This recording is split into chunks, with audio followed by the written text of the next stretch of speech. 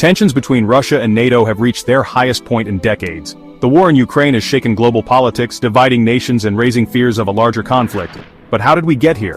And what does the future hold for Eastern Europe?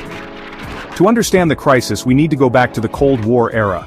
After World War II, the United States and its allies created NATO in 1949 as a defense alliance against the Soviet Union. Their goal? To prevent any future expansion of Soviet influence in Europe. But after the Soviet Union collapsed in 1991, NATO did not dissolve. Instead, it expanded eastward, closer and closer to Russia's borders. Former Soviet-controlled countries like Poland, Hungary, and the Baltic states joined NATO. Russia saw this as a growing threat, fearing that NATO was surrounding it with military bases and Western influence. Then came Ukraine, a key player in this geopolitical struggle. Ukraine was once part of the Soviet Union, but after gaining independence in 1991, it developed closer ties with the West. In 2014, a pro-Russian government in Ukraine was overthrown in a revolution, and the new government openly sought to join NATO. For Russia, this was a red line. In February 2022, Russia launched a full-scale invasion of Ukraine.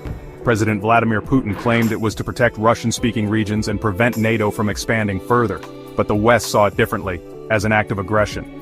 The United States and NATO allies responded with heavy economic sanctions against Russia and began sending billions of dollars in military aid to Ukraine. Advanced weapons like HIMARS, Leopard tanks, and drones turned Ukraine into a battlefield of Western technology versus Russian military strategy. The war has devastated Ukraine. Thousands have died, millions have fled their homes, and entire cities have been reduced to rubble. But despite the destruction, Ukraine continues to fight back. But Europe is divided.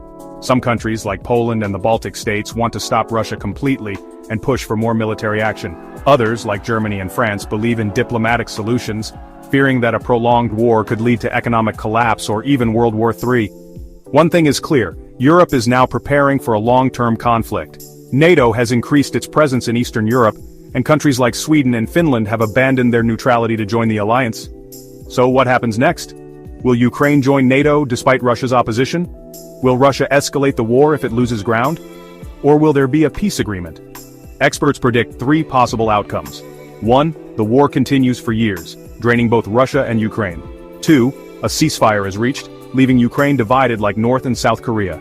3. NATO expands further, increasing tensions and the risk of future wars. But one thing is certain, Eastern Europe will never be the same again. What do you think? Will NATO and Russia find a peaceful solution, or is this just the beginning of a bigger conflict? Let us know your thoughts in the comments below. Don't forget to like, share, and subscribe for more in-depth geopolitical analysis.